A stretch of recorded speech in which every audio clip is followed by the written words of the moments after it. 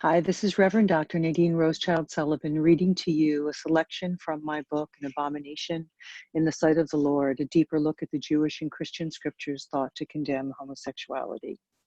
I'm reading one poem and one narrative. The poem is on page 41. At 14, I fell in love with her.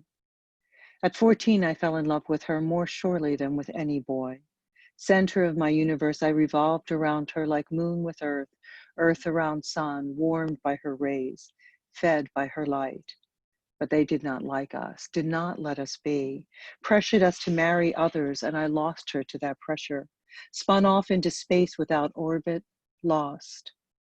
Till I found me, to whom it is more natural to love a woman than to love a man, to whom women are the depth and center, compass of my way, soil I am sprung from, heights I seek to reach.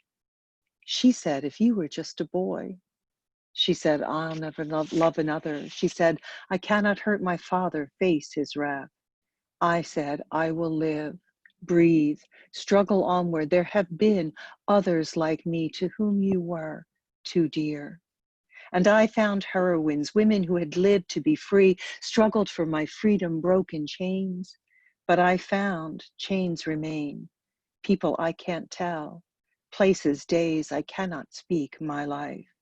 And so I struggle with these chains, intend to pass another generation, freedom I've not known, to love, to be, to make it without pressure to marry one they do not love, freedom not to lose the one they do.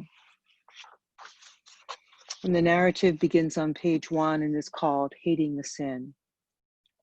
She sat, silent in the quiet sanctuary. The flickering candles, row upon tiered row in their red glass votive holders, lifted silent prayers toward the God depicted on the cross, twisted and pierced, just shy of naked, clad only in a cloth tied diaper-like around his loins. Or perhaps they petitioned Michelangelo's bearded creator, reproduced on the ascending wall behind the altar, stretching forth his all-powerful finger to infuse his languid Adam with the life force energy that would bring him to womanless birth.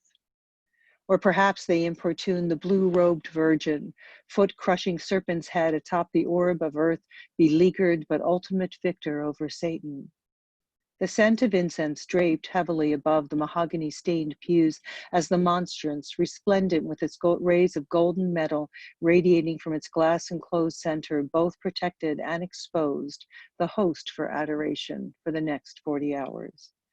Occasionally, the oversized church door swung wide into the marbled vestibule as a local parishioner shuffled in, dipped 3 fingers into the holy water font, made the sign of the cross while genuflecting toward the monstrance on the altar, then slipped into a pew and slid downward onto its worn, deep green, naugahyde kneeler in the position of petitioner.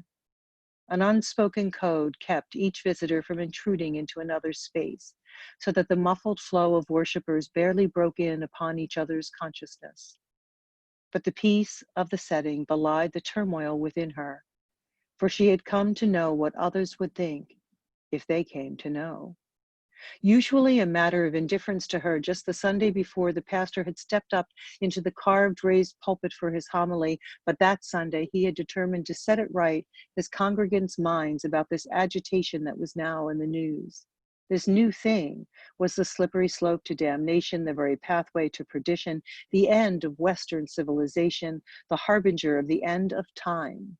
And it was a farce. There were no gay people, no beings God had so cruelly tormented as to create them as a kind of person attracted to their own sex. There were only heterosexuals choosing to sin, and we must hate that particular sin. It alone of all transgressions was unnatural.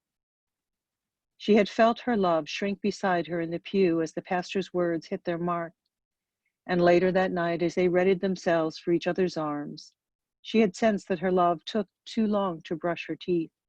And when her love, flushed and flossed and brushed, had slipped into the bed beside her, she stuck on the words in the sermon, abomination and unnatural, had pretended to be already asleep.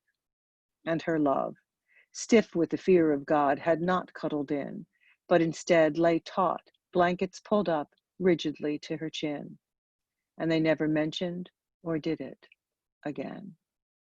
3 years of kissing by the moonlight streaming through the oversized bedroom window stopped. 3 years of silent, late-night explorations of each other's bodies. 3 years of pleasure hung in the incense above the pews, weighed in the balance, and found wanting.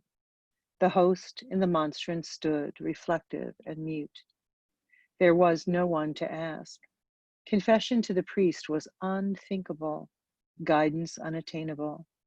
The Virgin continued to grind the head of the serpent with her heel, and the few red votives that flickered out were lit by new petitioners, replaced with new petitions, winging their silent prayers toward the God who condemned all she was, unnatural, abominable.